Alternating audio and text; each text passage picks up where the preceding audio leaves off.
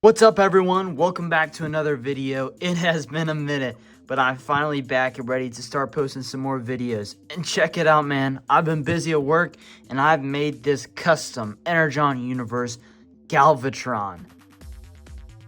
Now, a lot of you guys have been asking for a video on this guy, so of course I had to deliver.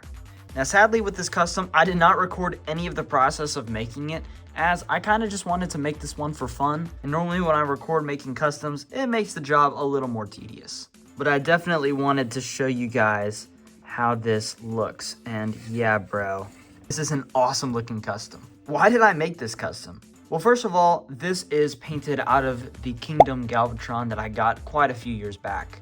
And that guy actually used to be my main Galvatron. I used that guy on my G1 Decepticons display and he was great.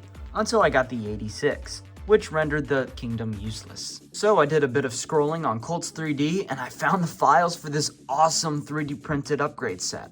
Or is it a conversion kit? Let's call it a conversion kit.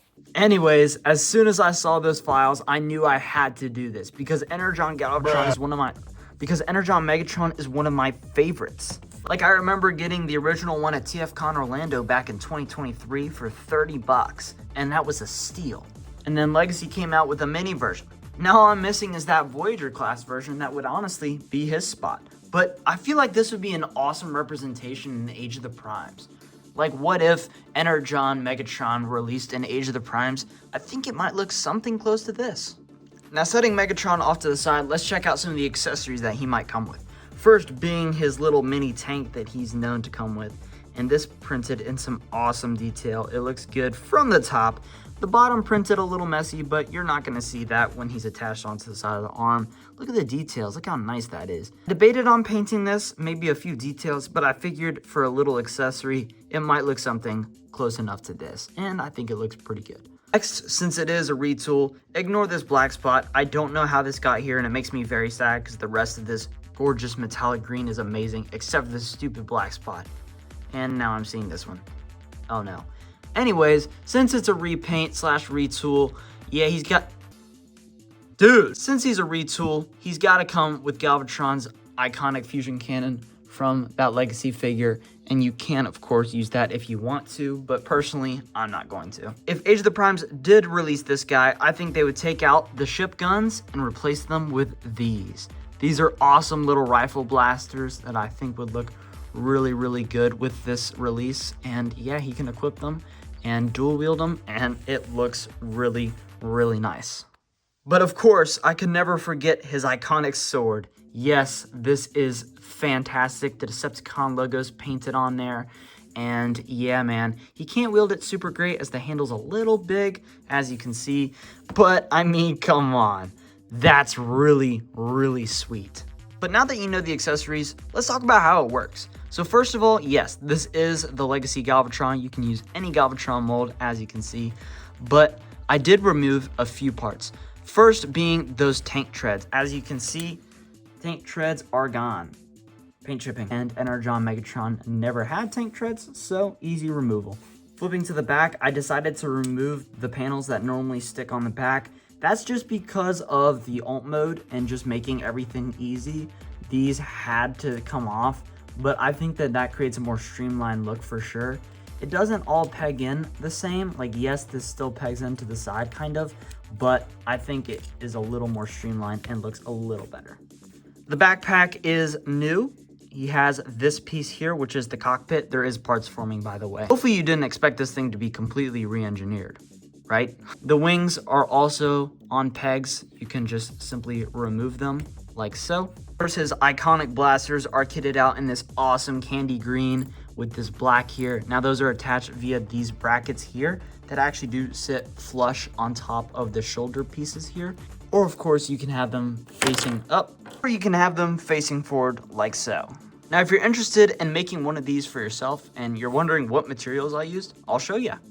Alright, so first, the main color was gray. Originally, I was just going to keep that normal gray, but I figured a more uniform gray would look a lot better. To make the gray, you needed these two colors. You wanted a majority of this medium gray, and then a few drops of this German gray. The color doesn't really matter. I think I went just a little dark on this gray color compared to the originals. It's closer to a white, but I think this gray looks pretty good. But yeah, you just want to do a bit of a mixture of these two that look something like this. For the orange, yep, it's a little dirty. I just used this Tamiya orange. I took a toothpick and just poked it in each little hole, and I thought that looked pretty good. And then in these, you just kind of paint it in there. For the black, you just use this super awesome folk art multi-surface black. So easy to paint, just goes right on. Did it all over here, here, here, here, here, and it works great. Then for that nice metallic blue, it's this folk art metallic. It looks so good, doesn't it? I mean, it just pops. I think that's honestly my favorite part about this custom is that just gorgeous blue, especially on the crest. For the wings, I just used Tamiya X4. It's blue. And finally, after applying a black base coat, I used this metallic mirror chrome. It's really good stuff. I mean, it has a gorgeous looking silver that I used. Actually, I didn't use that silver on the sword. I used an enamel paint on the sword. But as far as this, it creates sort of like a base silver, and then you use this clear green, and that's what creates a color called candy green. So you can do that with red, blue, orange, whatever clear color you might have, that makes that candy version, which is nice and shiny. So that's how I did that. The Decepticon logo was just a sticker I applied, and then the purples were just Tamiya purple. Any just normal color is pretty much going to be the Tamiya color, but yeah, that's pretty much all the materials I used. As far as posing is concerned, it's legit just the exact same as the Legacy Galvatron, so I'm not gonna waste your time. But I'm sure you want to see what he looks like next to other figures. So let me go get some. Just kidding, I was prepared and I actually brought figures. All right, hold on. Oh, it's dark. All right, who would they want to see? No, I'm not getting him down. It's everyone's favorite character. That would look good for a before shot. Sure. Sure. Wait, this is Galvatron. They get mad. And just because I can. Oh. All right, how am I gonna carry? All right, so here's Energon Megatron with our most recent Megatron. Actually, wasn't that Timelines Megatron? Shut up. Here's a little bit of a before and after kind of deal. Keep in mind that the 86 has the DNA design upgrade kit, which makes him a little bit taller. But yeah, you can see how crazy it is. From the colors of that crazy purple to this gray, a big difference. And here he is next to the other Unicron trilogy, Megatron. Here's hoping that we get the Cybertron version eventually, but these two are pretty great for now. This also has the DNA design upgrade kit, which gives him posable shoulders. You need this. My most recent Energon figure being Landmine, and he is awesome. Definitely go check out his short if you haven't seen it already. And of course, you gotta put him with the gang. Scorponok, Demolisher, I think, and Shock Blast. Look at him, man. He doesn't really fit because he should be a lot bigger. Like, a lot bigger. But yeah, he actually does blend in really well, I'd say. I guess here he is next to Magic Square Brawl. Yeah, so when's his video coming out? You said that was coming out soon. Soon. Trust me, it's coming out soon. Hey, look, okay, I'm trying my best. Anyways, let's talk about that transformation. First up in this transformation, you gotta remove all of his junk. And by that, I mean all of his additional pieces. The first step is you're gonna have this piece flipped around. So normally it was facing up. These two were here. But you just wanna make sure that's facing down now. So yes, there's paint chipping. I know, it happens, sorry. But first we're gonna transform him, you know, just like normal, just like so. And then the new step is we're going to take, essentially doing it backwards. So we're doing the legs first. Now you'll see why here in a minute. If I can get these things tabbed in, there we go, just like that. Now flip the hands in as you normally would. Again, just transforming him as you normally would. Now flip these pieces down, paint chipping, real time. Pieces. Flip the head away.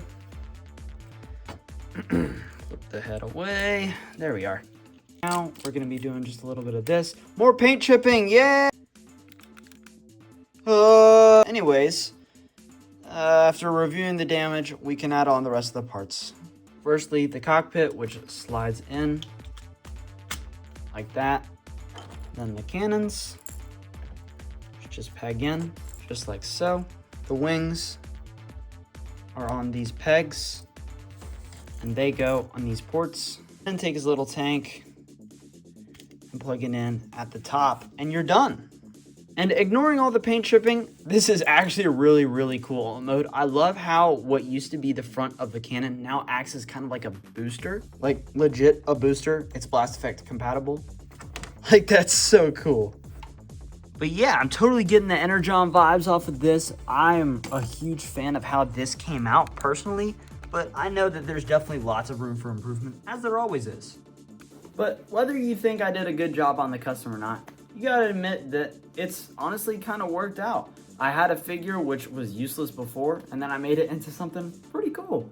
So I will be selling this guy. I have nowhere for him in my collection, but if you're interested, check out my eBay page in the link in the description. I can always make more because yes, these are 3D printable. So this will be on my website. Check out customsbysp.com if you're interested in that.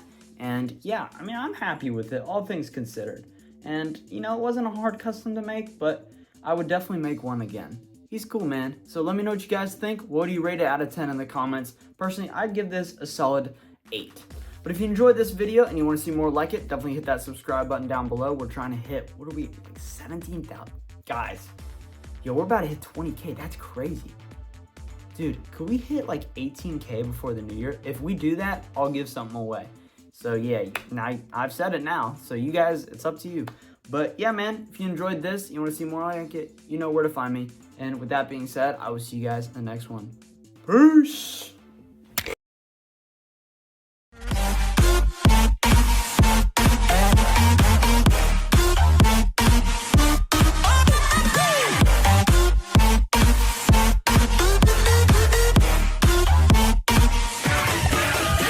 That being said, Solaris out. Alright, now I gotta put all these daggum Megatrons and figures back. Dang it! Make the video. Make the video. Make the video. Make the video.